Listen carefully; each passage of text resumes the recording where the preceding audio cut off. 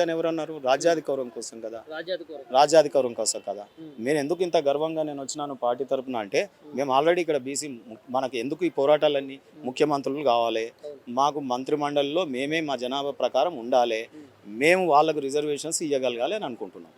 BJP party అదే చేసింది కదా. ప్రధానమంత్రి బీసీని పెట్టి, క్యాబినెట్లో 27 మంది క్యాబినెట్ మినిస్టర్లను పెట్టి, ఉపరాష్ట్రపతిని బీసీని పెట్టి, రాష్ట్రానికి ముఖ్యమంత్రిని చేస్తామని చెప్పి అనేక రాష్ట్రాల్లో చేస్తూ మేము మీకు రిజర్వేషన్ ఇస్తామని ఈడబ్ల్యూఎస్ ఇచ్చినాం.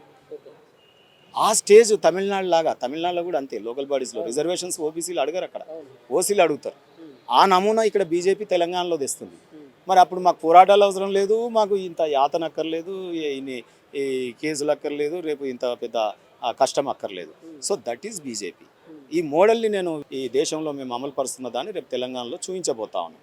అందుకే ఇది కాంగ్రెస్కు తెలంగాణలో అగ్ని పరీక్ష. వాళ్ళు అనుకుంటున్నారు ఏదో మేము తూతుంబాలు చేసేసినాం బిల్లును. అక్కడ రాష్ట్రంలో అసెంబ్లీలో యాక్ట్, ఇది ఏసీటీ యాక్ట్, అడ్వకేట్గా చెప్తుంది. రాష్ట్ర అసెంబ్లీలో చేసిన చట్టాలు ఎక్కడ అమలవుతాయండి? దేశంలో అమలవుతాయా? ఎక్కడ అమలవుతాయి? రాష్ట్రంలో అసెంబ్లీ చట్టాలు చేసి రాష్ట్రమే చేస్తాయి. ఇక కేంద్రానికి రాష్ట్రంలో యాక్ట్ ఏ యాక్ట్ చేసినా రాష్ట్రంలో అమలు పరచబడతాయి. కేంద్రంలో పార్లమెంటులో అయిన బిల్లు కూడా కేంద్రంలో అమలవుతాయి. కొన్ని బిల్లులు ఉమ్మడి జాబితాలో రాష్ట్ర ప్రభుత్వాలు దాన్ని ఆమోదిస్తే అప్పుడు కేంద్రం చేసిన చట్టాలు కూడా ఇక్కడ ఆమోదింపబడతాయి. కానీ అసెంబ్లీలో చేసింది ఎవరు కూడా దేశవ్యాప్తంగా అమలు, తెలంగాణలో చేసింది తమిళనాడు వాళ్ళు చేస్తారా, రేపు గుజరాత్ వాళ్ళు చేస్తారా? ఈ దేశానికి అవసరమే లేదు, కేంద్రానికి అవసరమే లేదు. నువ్వు చేసింది యాక్ట్ కదా, నువ్వు తీర్మానం కాదు చేసింది. మాకు తెలుసు ఈ ఊహం పన్నిందే మేము. దాంట్లో ఇప్పుడు నువ్వు కుర్తిలాగా పడ్డావు, కొట్టుకుంటావేమో నాకు తెలుసు, కానీ ఓబీసీలకు తెలివి లేదనుకున్నావు. కానీ మేము పోరాటం నిజంగా కూడా చాలా నిబద్ధతతో చేసినాం. నువ్వు ముందుకు వచ్చినావు, నీ చిత్తశుద్ధికి పరీక్ష పెట్టినాం.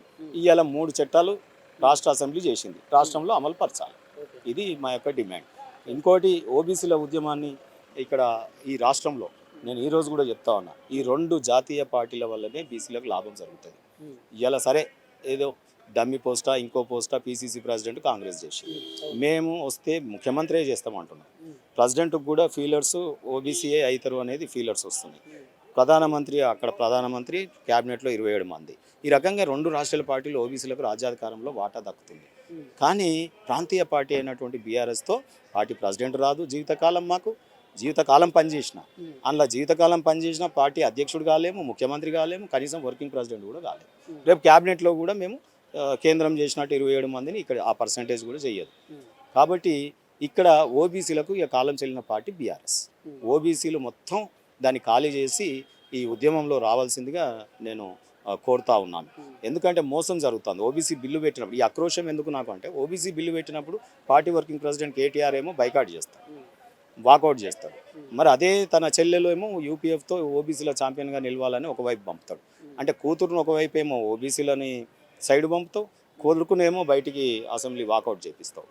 సో మళ్ళీ ఇది నీరు గారడానికి డీలిమిటేషన్ మీద చెన్నైకి పంపిస్తావు. అంటే ఓబీసీల ఉద్యమం లేస్తూ ఉంటే దాన్ని డైల్యూట్ చేయడానికి ఇలా మీరు కుట్రబన్ని కాంగ్రెస్ మీరు ఇది దేశవ్యాప్తంగా ఏదైనా అవుతుందేమో అని చెప్పి ఓబీసీలకు లాభం జరుగుతుందని అది రాకుండా కుట్ర చేస్తా ఉన్నారు. మరి ఇప్పుడు కాంగ్రెస్ ప్రభుత్వంలో మరి బీసీలకు ఎట్లా ఉండబోతుంది? మరి ఇప్పుడు ప్రతిసారి ప్రతిసారి కూడా టీపీసీసీ మన మహేష్ కుమార్ గౌడ్కి ఇచ్చినాం, బీసీలకు మేము దగ్గర నుంచి తీసుకుంటున్నాం, వాళ్ళకి కావాల్సిన అన్ని ఇస్తున్నాం అన్నట్టు కూడా మాట్లాడుతాను. మరి ఏం జరుగుతుంది మరి తెలంగాణలో? కూర మృగాలు వస్తుంటాయి, నీ దగ్గర కట్టె తుపాకి ఉండాలన్నా, అసలు మందుగుండు ఉన్న తుపాకి ఉండాలన్నా, లేకపోతే క్రూర ముఖం తినేస్తుంది. మరి పీసీసీ ప్రెసిడెంట్ అనేది కట్టె తుపాకి, ముఖ్యమంత్రి అనేది అసలు తుపాకి. మరి ఏది కావాలి? ముఖ్యమంత్రి అంతే కదా, సింపుల్ లాజిక్. ఈడ జనాభా బీసీ జనాభా ఎంత అధికంగా ఉన్నా కానీ మరి అయ్యేది మీరు అన్నట్లు మరి ఆ ముఖ్యమంత్రి స్థాయికి ఒక బీసీ నాయకుడు అయ్యే అవకాశం ఉందంటారు? ఉన్నది కదా, బీజేపీతో అవకాశం ఉంది. ఓబీసీలు పోరాటం చేస్తే కనుక రేపు ఓబీసీల రాజ్యాధికారం వస్తుంది. విద్యార్థులు పోరాడితే అసంఘాన పరిషత్ ద్వారా అక్కడ రాలేదా? మన తెలంగాణ పోరాడితే తెలంగాణ 10 ఏళ్ళు ఈయన అనుభవించి పోలేదా? బీసీలకు అన్యాయం చేసి బీఆర్ఎస్ పెట్టి మరో అన్యాయం కూడా చేసింది. బీసీ కమిషన్ కోరలు వీకేసి చట్టాన్ని మార్చింది. మొదటి అసెంబ్లీలోనే బీసీ కమిషన్ బిల్లు సామాజికవేత్తకి ఇవ్వచ్చు అని. అంతకుముందు లీగల్ ఫ్రాటర్నిటీతో రిటైర్డ్ జడ్జెస్, ప్రజెంట్ జడ్జెస్, లేకపోతే న్యాయ కోవిధులు ఉండాల్సినటువంటి చైర్మన్ పోస్ట్ని ఆయన డూడు బసవన్నలను పెట్టుకొని ఆయన ఇష్టం ఉన్నట్టు ముస్లిం రిజర్వేషన్ పెంచుకొని వెళ్ళిపోయాడు. సో అది ఆ రకంగా అనేక మోసాలకు తెరదీస్తూ ఉన్నాడు. ఇప్పుడు కూడా ఓబీసీ ఉద్యమం ఒకవైపు లేస్తూ ఉంటే కొంతమందిని గుంటనక్క ఎక్కడో కూర్చొని కుట్రలు పన్ని ఇక్కడ ఫీడింగ్ ఇచ్చి కొన్ని మా ఉద్యమాలని హైజాక్ చేసే ప్రయత్నం చేస్తూ ఉంది. గుంటనక్క ఎవరో చెప్తారా సార్? ముసలిగుంటనక్క మీకు తెలుసు రాజకీయ దురంధరులు.